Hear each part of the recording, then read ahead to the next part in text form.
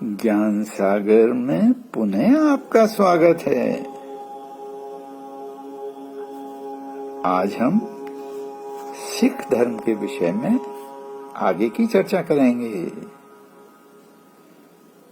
जो बोले सो निहाल, सत श्री अकाल।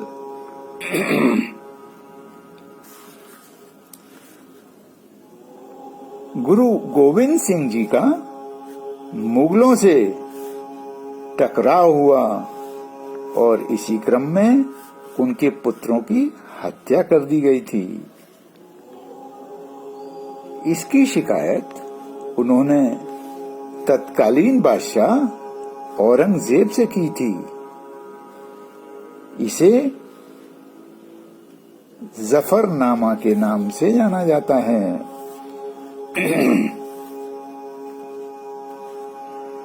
गुरु गोविंद सिंह जी ने रामायण, महाभारत एवं पुराणों का अनुवाद भी किया था तथा आदि ग्रंथ गुरु ग्रंथ साहिब का पुनः संकलन किया।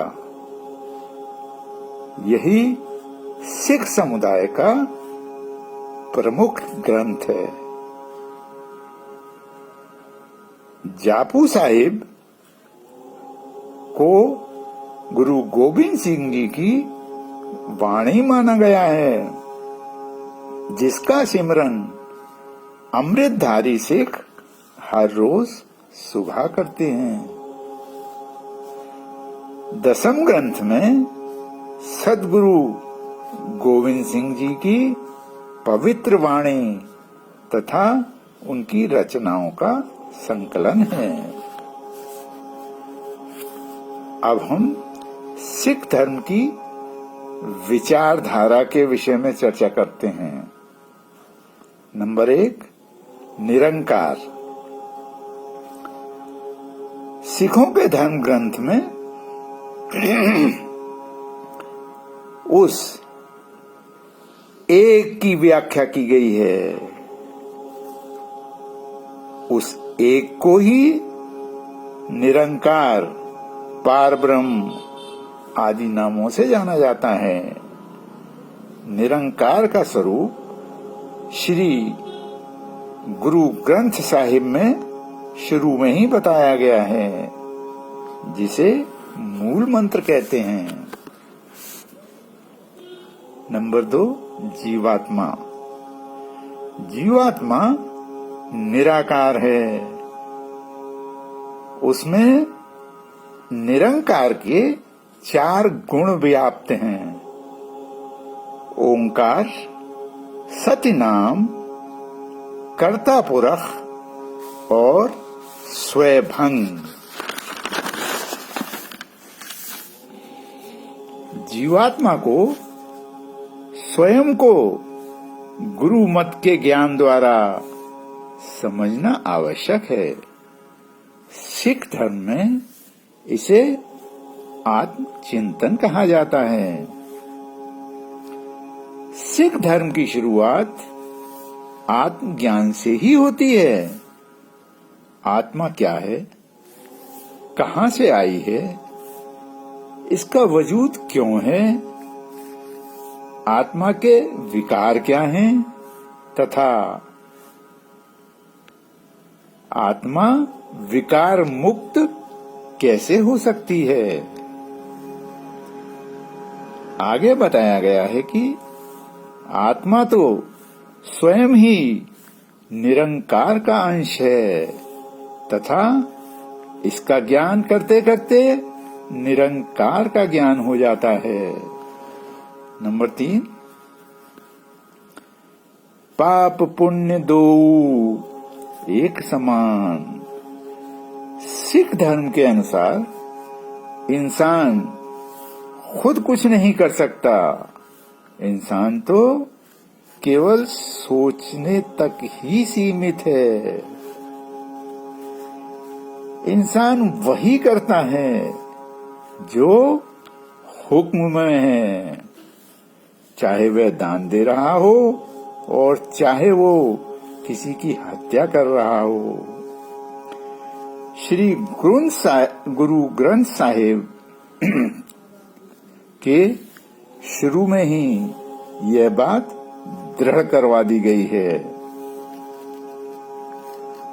हुक्मे अंदर सब है, बाहर हुक्म न कोई। अब 4 पदार्थों के विषय में चर्चा करते हैं।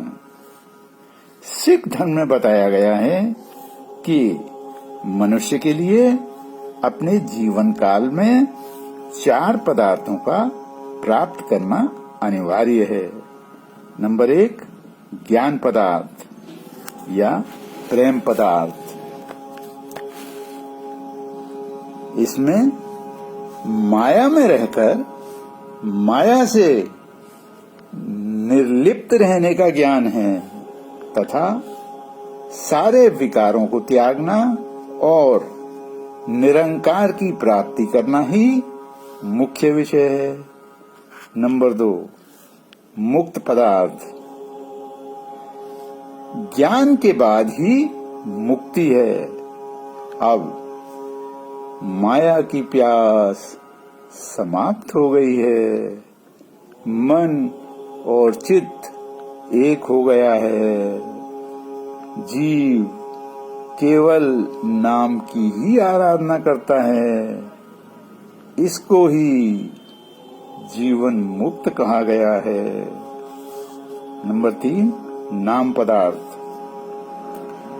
नाम की आराधना से प्राप्त हुआ निराकारी ज्ञान है। इसको धुर की बनी भी कहते हैं। यह बगैर कानों के सुनी जाती है तथा यह हृदय में प्रकट होती है। यह नाम ही जीवित करता है, आंखें खोल देता है और तीनों लोकों का ज्ञान मिल जाता है। नंबर 4 जन्म पदार्थ। नानक नाम मिले ता जीवा। यह जन्म निराकारी है। यह नाम शरीर में है, लेकिन सूरत शब्द के साथ जुड़ गई है। अतः शरीर से प्रेम नहीं, सुख दुख को कुछ नहीं मानता, पाप पुण्य कुछ भी नहीं है। बस जो हुक्म होता है वही करता है।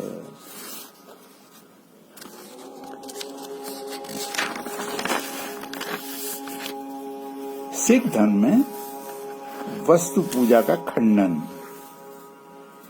सिख मत में निरंकार को आकार रहित माना गया है।